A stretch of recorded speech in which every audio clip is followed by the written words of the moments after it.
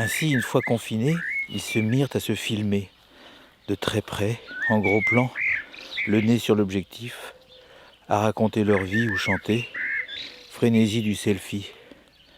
Avant, c'était lundi, c'est salsifie. Aujourd'hui, c'est lundi, c'est selfie. Et moi, j'ai enfin fait ce que je voulais faire depuis longtemps. Sortir dans mon jardin, filmer de très près les plantes, les fleurs. Une attirance pour le tout petit.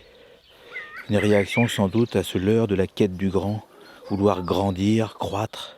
Un pied de nez à celui qu'ils appellent le très grand, le très haut, le très puissant, allant à contresens du courant. Prendre enfin le temps de regarder les détails, l'incroyable minutie du monde du vivant. En faisons-nous partie ? Ou alors, à force de destruction, nous en sommes-nous extraits ?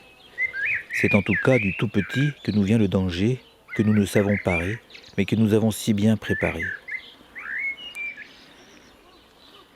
Il me revient toujours en tête ce poème de Baudelaire qui m'a toujours marqué, les correspondances dans les fleurs du mal.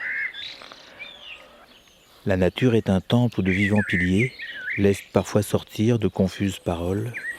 L'homme y passe à travers des forêts de symboles qu'il observe avec des regards familiers. Comme de longs échos qui de loin se confondent dans une ténébreuse et profonde unité, vaste comme la nuit et comme la clarté, les parfums, les couleurs et les sons se répondent.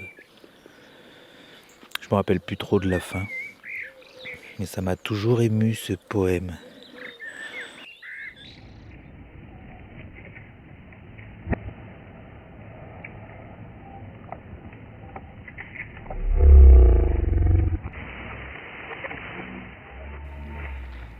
Alors je sors dans mon jardin, ça doit être ça, végéter. Et je regarde les jeunes pousses, les promesses de figues, de noisettes, de cerises, d'amandes, de nèfles, les poules récemment arrivées, un petit merle aussi, qui vient me saluer, et cet insecte qui marche lentement sur la terrasse, la beauté d'une rose, un air de Barbara qui passe par là, avec des odeurs, des chants d'oiseaux, tout un petit monde qui vole dans les airs, une petite boule qui roule vers l'infini.